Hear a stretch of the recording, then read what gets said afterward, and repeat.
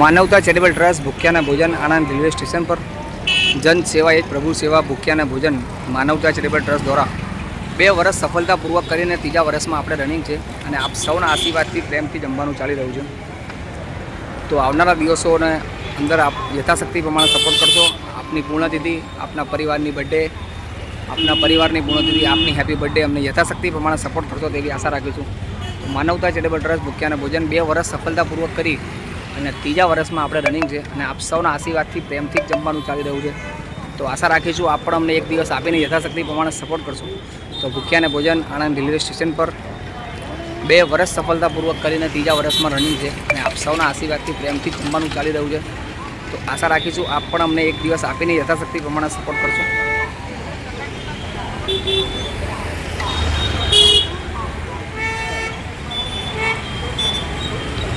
હર્ષદ કનૈયાલાલ ત્રિવેદી. આજે જમવાનું ક્યાં મેચી રહ્યો તમે ગરીબોને? મારો જન્મદિવસ હતો એટલા માટે. કેવું આનંદ લાગ્યું તમને? બહુ મજા આવી.